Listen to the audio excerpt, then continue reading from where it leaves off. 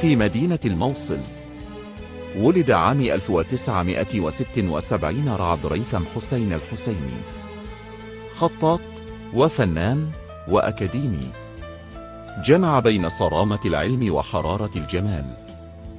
بدأ رحلته بدراسة فنون الخط العربي والزخرفة الإسلامية، حاصلاً على دبلوم الفنون الجميلة، ليضع أساسه الأول في فهم الحرف. واصل مسيرته العلمية، فنال بكالوريوس الفنون التشكيلية من كلية الفنون الجميلة لجامعة الموصل، ثم شد رحاله إلى القاهرة ليحصل على ماجستير في علم المخطوطات وتحقيق النصوص، ويتوج مسيرته بدكتوراه في الآثار الإسلامية والخطوط العربية من جامعة الإسكندرية. انصرف الفنان والخطاط الدكتور رعد الحسيني إلى مهمة خاصة، مهمة خلق إنشاءات وتشكيلات عبر تطويع الحرف العربي. فلم يعد الحرف لديه مجرد أداة كتابة، بل تحول إلى مادة تشكيلية حية، يمدها، يختزلها، يعيد ترتيبها، ليصوغ منها بناء بصريا متكاملا، يضرب الحرف تكوينا جديدا، يرتكز في بنيته على الحرف العربي، لكنه لا يتوقف عند حد القراءة، بل يتجاوزها إلى فضاء الرؤية.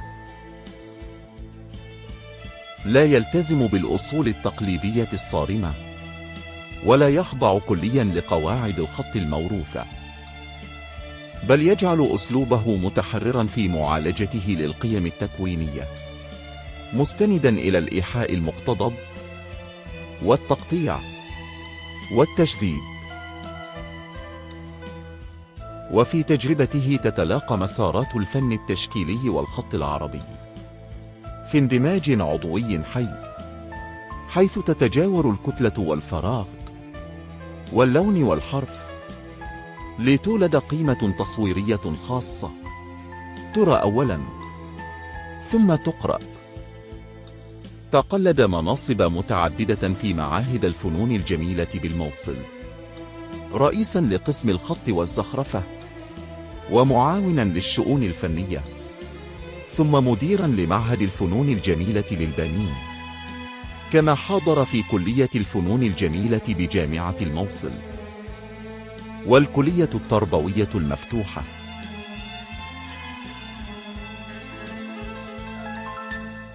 عضو فاعل في جمعية الخطاطين العراقيين المركز العام في بغداد، وفي الهيئة الإدارية لفرع نينوى، كما انتمى إلى جمعية التشكيليين العراقيين ونقابة الفنانين العراقيين، حيث كان الحرف صوته والفن رسالته. شارك في معارض ومسابقات محلية ودولية، منها مسابقة أرسيكان في تركيا، ومسابقة كتابة المصحف الشريف في قطر. حضور يؤكد أن تجربته تجاوزت الحدود لتخاطب فضاءات أوسع من الجغرافيا. خط وزين عددا من المساجد، ومنها جامع المصفي، كما صمم وخط العديد من الكتب، ليظل أثره مكتوبا على الجدران وفي الصفحات. حصل على العديد من الجوائز والدروع والشهادات التقديرية محليا ودوليا، تكريما لمسيرة جمعت بين الأصالة والتجديد.